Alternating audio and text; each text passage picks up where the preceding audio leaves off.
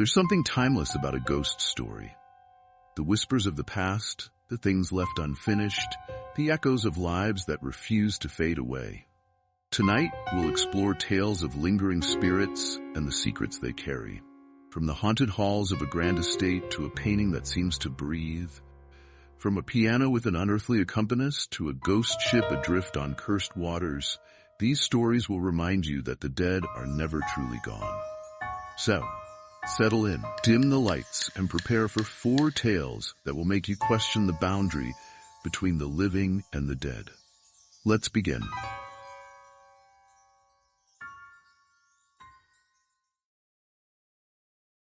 The Ghostly Host. The invitation had arrived on cream-colored parchment with golden embossing, the kind of invitation that screamed importance. Mandatory attendance, my boss had said, with that tone of finality that left no room for argument. I'd argued anyway, though only to myself. The idea of mingling with the city's elite in a grand estate I couldn't care less about wasn't my idea of a good time.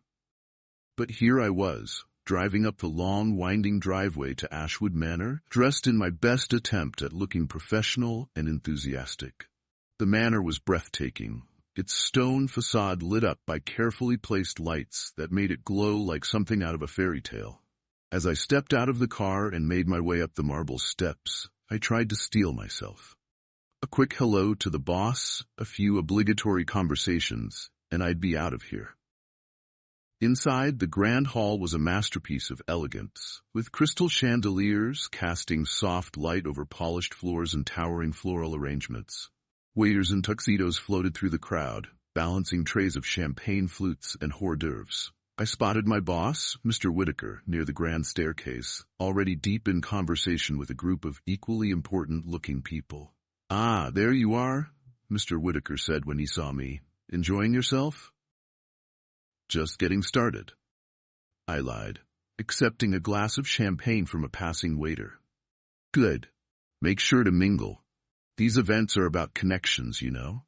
His eyes scanned the room as he spoke, already hunting for his next conversation target.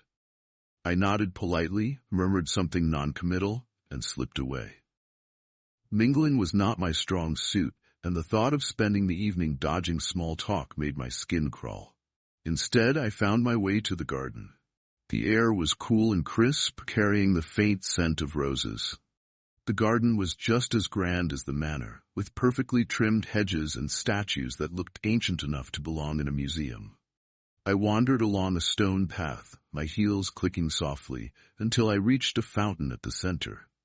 The sound of the water was soothing, a welcome reprieve from the hum of conversation inside. "Beautiful night, isn't it?" I turned, startled.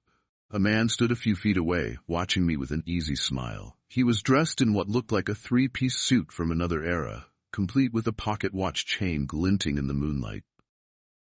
His dark hair was slicked back, and there was a charm about him that felt effortless, as if he belonged here in a way I never could.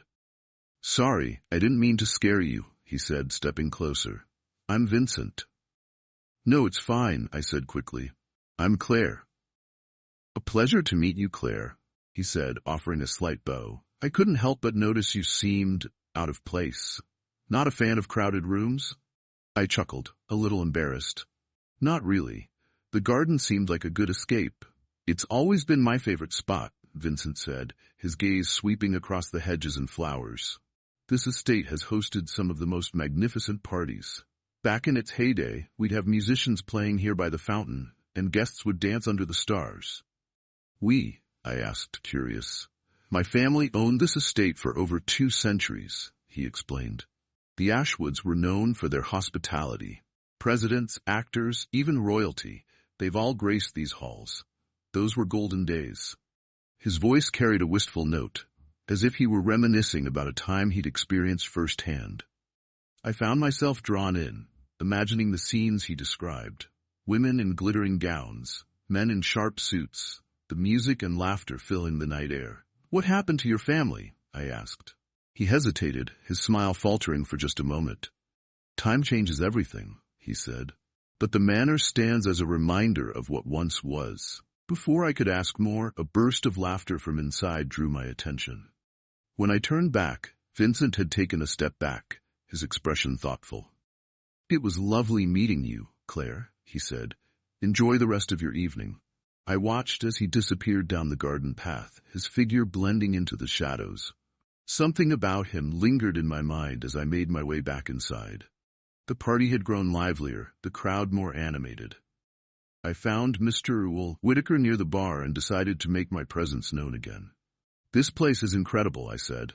"I even met the host, Vincent. He told me about the history of the estate." Mr. Whitaker froze, his drink halfway to his lips. "Vincent?" he repeated, his brow furrowing. "Yes, out in the garden, he was." I trailed off, suddenly unsure. "He said his family owned the estate."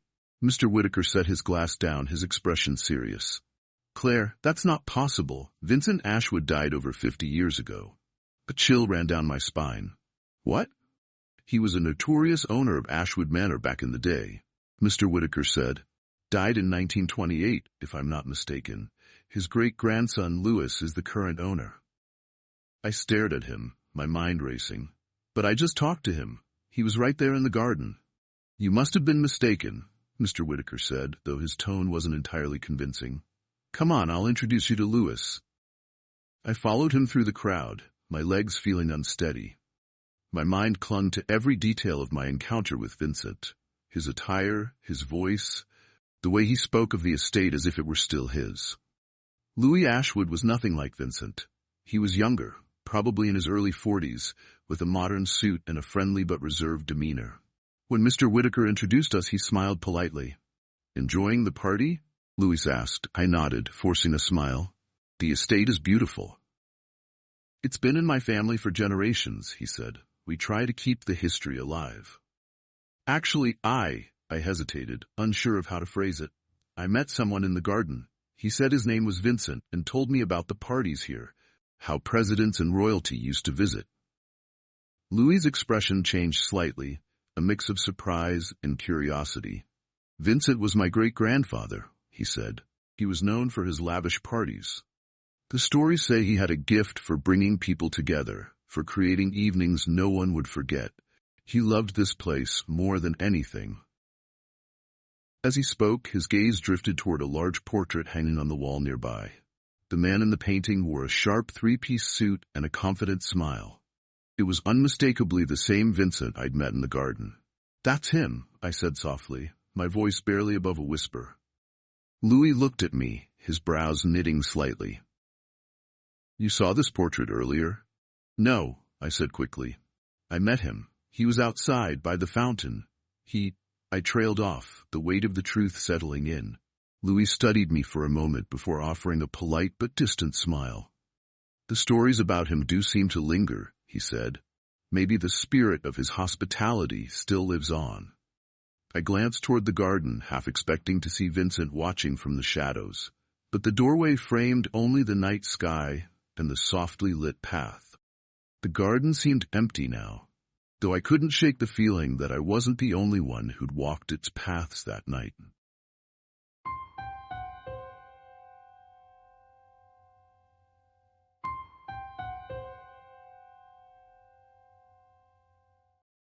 The unfinished painting. I stared at the stack of assignments piled high on my desk, each one a reminder of how far behind I'd fallen. The colors on my palette seemed dull, lifeless, like my own imagination had dried up. Dropping out of art school felt inevitable. It wasn't just the workload or the constant pressure. It was the nagging voice in my head that told me I wasn't good enough, that I'd never be good enough. My friends tried to encourage me, but their words felt hollow. They didn't understand. Art had always been my identity, but now it felt like a mask I was too tired to wear. On a whim, I decided to take a walk, hoping the cold air would clear my mind. Instead, I found myself in front of a second-hand shop I'd never noticed before. The display window was cluttered with trinkets and dusty antiques, nothing particularly eye-catching. Still, something pulled me inside. The shop was cramped and dimly lit, the air heavy with the scent of old wood and mothballs. I wandered aimlessly, my fingers brushing against forgotten treasures. Then I saw it. Propped against a shelf in the back corner, half hidden behind a stack of books. The painting. It was unfinished. The brushstrokes bold and deliberate, yet incomplete. The subject was a man, his face partially obscured, as though he'd turned away just as the artist began to capture his likeness. His eyes, however, were mesmerizing, a piercing gray that seemed to follow me as I approached. The background was muted, indistinct, but the man's features were sharp and vivid, as if he'd stepped out of time and onto the canvas. "How much for this?" I asked the shopkeeper, an elderly man with glasses perched precariously on his nose. He squinted at the painting and then at me. "That old thing? $5. I handed over the money without hesitation. As I carried the painting home, I couldn't shake the feeling that I'd made an impulsive mistake. But when I hung it on my wall, something inside me stirred. Maybe it was the boldness of the brushstrokes, or the way the unfinished portrait seemed to challenge me. Either way, I decided I'd try to complete it. Not for an assignment, not for anyone else, but for myself. The first stroke was hesitant, my hand trembling as I added a hint of color to the background. Slowly, I built on the artist's work, filling in the details of the man's suit, the faint lines of his jaw, the curl of his hair. With each addition, the painting seemed to come alive, as though the figure was stepping forward into focus. By the third night, something strange happened. I'd been working late, the room lit only by the soft glow of my desk lamp. As I added a highlight to the man's left cheek, I thought I saw him blink. My brush froze mid-stroke. I stared at the painting, my heart pounding. "You've done well so far," a voice said, smooth and rich, with a slight accent I couldn't place. I spun around, but the room was empty. When I turned back to the painting, the man's eyes were locked on mine, no longer the flat, painted stare I'd grown used to. They were alive. "Who are you?" I whispered, my voice barely audible. "My name is Samuel Renard," he said, his lips moving now. "And you, my friend, have a rare gift." I stumbled back, nearly knocking over my easel. "This isn't happening," I muttered. "I'm losing it." "You're not losing anything," Samuel said, his tone firm but kind. "You've brought me back, or at least part of me. I'm grateful." I sank into a chair trying to process what was happening. "You're a ghost?" "Of sorts," he said with a small smile. "I was an artist like you. This was my self-portrait, my final work. I never finished it." "Why not?" His expression darkened. "Illness took me before I could complete it. I poured everything I had into my art, but this painting, it was meant to be my masterpiece, and now here we are." I stared at him, at the way his painted features seemed to shift and move like a living person. "Why me?" I asked. "Because you're struggling," he said simply. "I can see it in your strokes, in the way you hesitate. You doubt yourself, don't you?" I nodded, unable to deny it. I don't think I'm good enough. I'm thinking about dropping out of art school." Samuel's gaze softened. "Do you think I was always confident?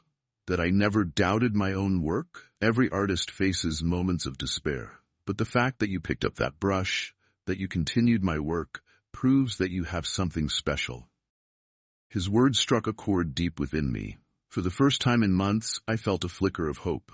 "What happens if I finish it?" I asked. "Then I can rest," he said. "And you will find your path again." The days that followed were a blur of paint and inspiration. Samuel spoke to me as I worked, offering guidance, sharing stories of his life, his triumphs and failures. It felt like having a mentor, someone who understood the struggles of creation. Finally, the day came when I added the last stroke. The painting was complete. Samuel's image was fully realized, his features vibrant and alive. I stepped back, marveling at the transformation. "It's beautiful," I said, my voice trembling. "You did it," Samuel said, his tone filled with pride. "Thank you, my friend. You've given me peace." The painting began to glow, a soft, golden light that filled the room. I shielded my eyes, and when I looked again, Samuel's image was still, his gaze serene. The painting was no longer alive, but it was whole. Tears welled in my eyes as I sat down, the weight of the moment settling over me. I felt different, lighter somehow. The doubts that had plagued me for so long didn't seem so insurmountable anymore. When I returned to art school, I brought the painting with me. My professors were astounded. praising it as a masterpiece. For the first time, I believed them. I believed in myself. Samuel Renard had found peace, and in doing so, he'd helped me find mine. The unfinished painting had been more than just a portrait. It had been a lifeline, a second chance. And I wasn't going to waste it.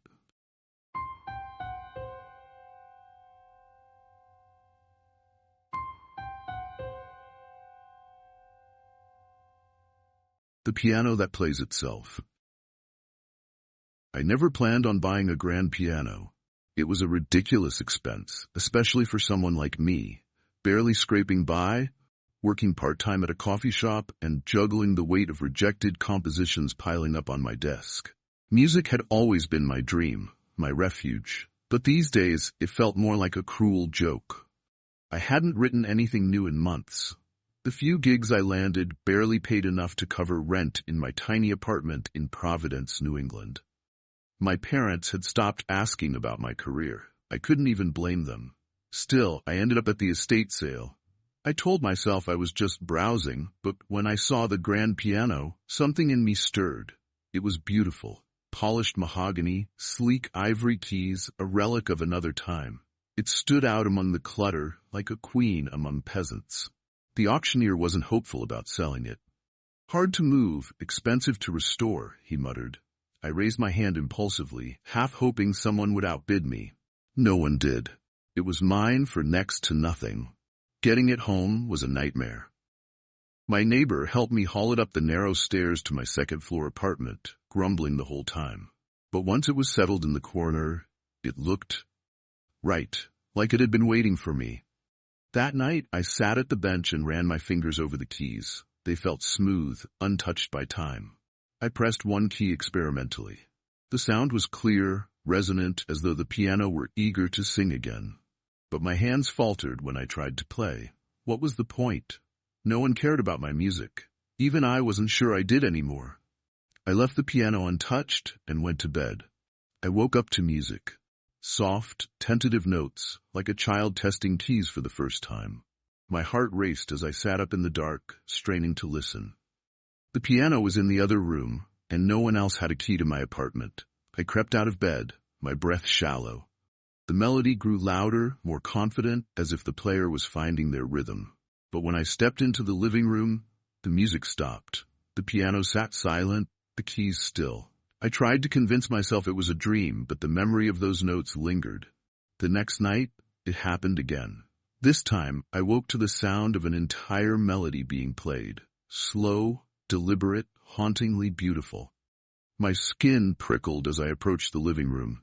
The piano was glowing. And she was there. A little girl sat at the bench, her pale figure shimmering in the moonlight streaming through the window. She looked no older than 10, her delicate hands hovering just above the keys. She turned her head toward me, and for a moment I thought I might faint. "I'm Agnes," she said, her voice soft and airy. "You're a ghost," I stammered. She smiled faintly. "I'm a girl who never finished her music." Agnes told me she had died of consumption in the 1800s. Her family had owned the piano, and it had been her pride and joy. She practiced every day, sometimes for hours, perfecting melodies she dreamed of playing in grand concert halls. "My parents used to sit in the parlor and listen," she said, her eyes wistful. "Mother would hum along, and Father would say I was destined to be a star." But her dreams were cut short. The illness crept in slowly, stealing her breath and strength. By the time she realized how serious it was, she could barely lift her hands to play. The piano was the last thing I touched before I... Her voice faltered, and she looked down. "I think that's why I'm still here." Her words stirred something in me. I knew what it was like to feel chained to a dream, to pour yourself into something only to watch it slip through your fingers. "I've been waiting for someone who could help me finish what I started," she said, her gaze steady. I laughed bitterly. "You've got the wrong person. I can barely help myself." Her expression softened. "You can," she said. "Sit with me." I hesitated, but eventually sat beside her. Her hands hovered over the keys, guiding mine. Together, we played. The melody was hers, light, delicate, filled with the yearning of a girl who'd once dreamed of a future she never got to see. Each night, Agnes returned. I grew used to her presence, her laughter when I hit the wrong note, her patient corrections. She told me more about her life, how she loved reading adventure novels, how her mother baked sugar cookies that filled the house with warmth, how her father had promised to take her to New York to hear a famous pianist perform. "Do you think they missed me?" she asked one evening, her voice trembling. "They never stopped missing you," I said. "They loved you."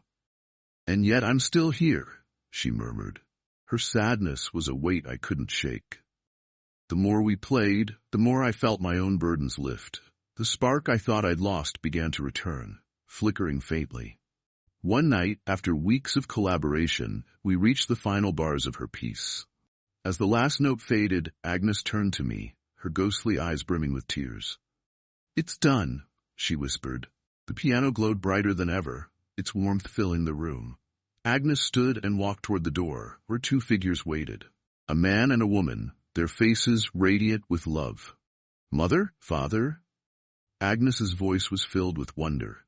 They held out their arms, and she ran to them. Before crossing over, she turned back to me one last time. "Don't give up on your music. You have a gift," she said, her smile luminous. And then they were gone. The piano hasn't played on its own since. But sometimes when I sit down to play, I feel her presence, a gentle push guiding my hands, a faint echo of her laughter when I stumble. Agnes left me more than a melody. She reminded me of why I started this journey and why I couldn't give up. The world still hasn't heard my music, but someday it will. For now, I play. For her, for me, and for the dream we both refuse to abandon.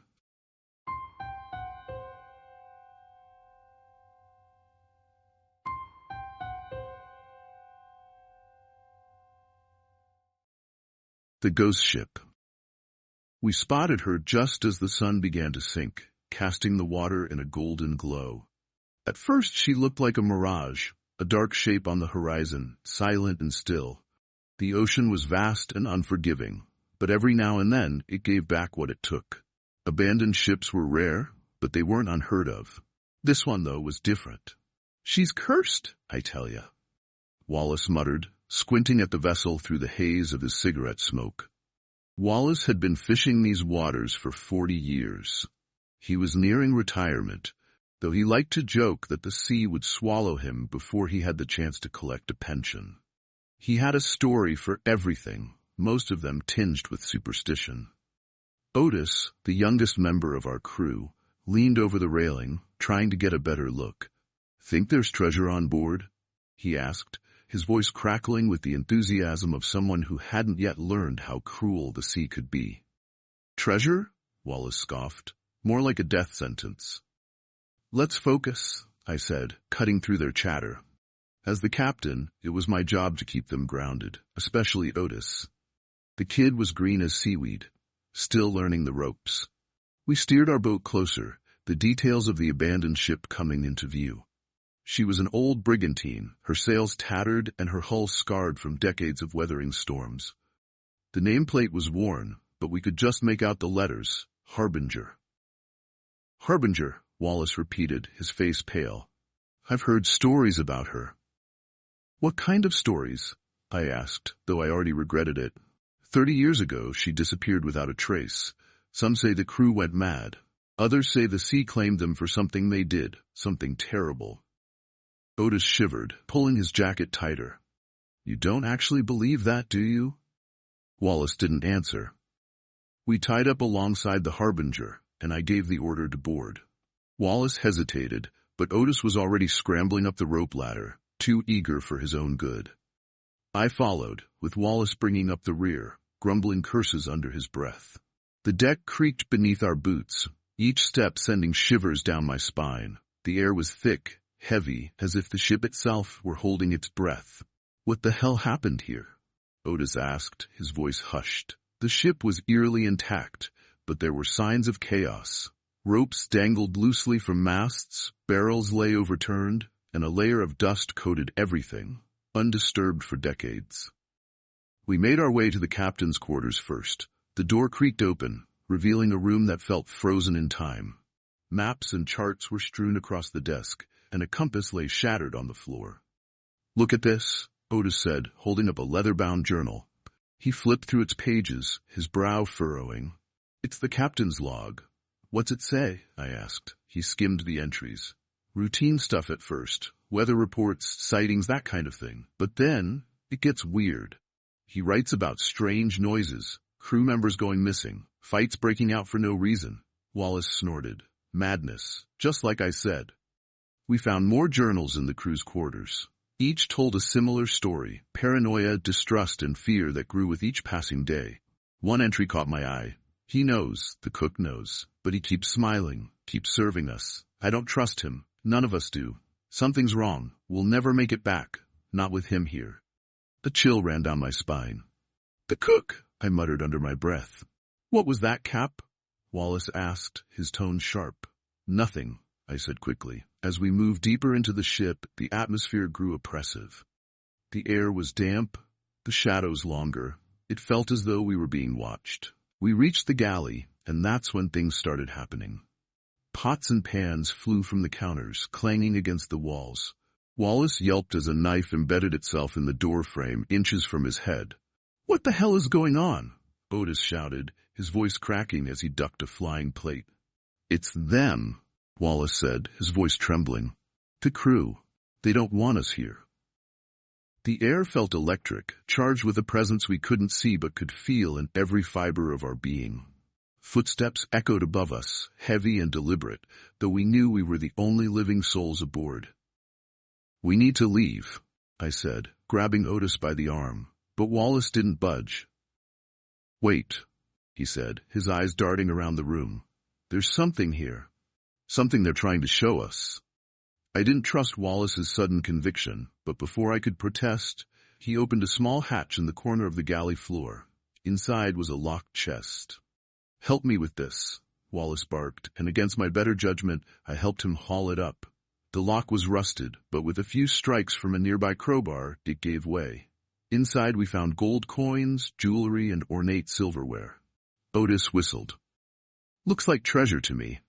But as I stared at the chest, unease churned in my gut. Something about it felt wrong, like it carried a weight heavier than its contents. "That's enough," I said firmly. "We're leaving." As we turned to go, the air grew colder. The shadows in the room seemed to stretch and twist, and a voice, low, guttural, and filled with rage, echoed through the ship. "You can't leave," it hissed. The door to the galley slammed shut, and the temperature plummeted. The lanterns flickered, their light barely piercing the darkness. "They know," Wallace muttered, his face pale. "Who knows what?" I demanded. "They know what I did," he whispered, his voice cracking, and that's when it hit me. "You were the cook," I said, my words slow and deliberate. Wallace's eyes met mine, and for the first time since I'd known him, he looked truly afraid. "It was supposed to be easy," he said, his voice barely audible. "They were carrying all this gold. I just wanted a cut, a chance to start over. So I poisoned them. All of them. It wasn't supposed to happen like this. I didn't know they'd linger." The air around us seemed to hum with fury, and the shadows coalesced into shapes, men in tattered uniforms, their faces gaunt and hollow. The crew of the Harbinger. "You betrayed us," one of them growled, his voice dripping with venom. Wallace dropped to his knees. "I'm sorry," he pleaded. "I didn't mean—" The ghost lunged, and Wallace screamed as spectral hands dragged him toward the galley's hatch. The chest of gold tipped over, its contents spilling onto the floor, but neither Otis nor I moved to collect them. "Captain," Otis said, his voice trembling, "we have to go." I nodded, pulling him toward the exit. The ship seemed to fight us at every step. Doors slammed, shadows lunged, the air thick with the cries of the dead. We finally reached the deck and scrambled back to our boat, cutting the ropes as fast as we could. The Harbinger loomed behind us, its once still silhouette now alive with flickering lights and shifting shadows. Wallace didn't follow. As we drifted away, Otis turned to me, his face pale. "What's going to happen to him?" I looked back at the Harbinger, now barely visible against the darkening horizon. "He's where he belongs," I said, though the words tasted bitter. The Harbinger faded into the mist, and the sea swallowed her whole. We never spoke of that night again, but sometimes when I'm out on the water, I think I see her, just a dark shape on the horizon, waiting for the next soul foolish enough to board.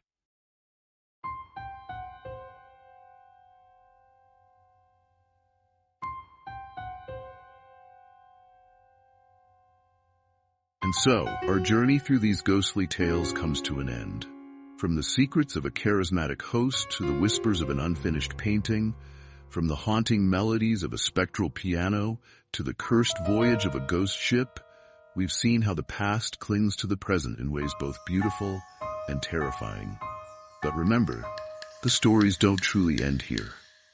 They linger, waiting for the next curious soul to uncover them.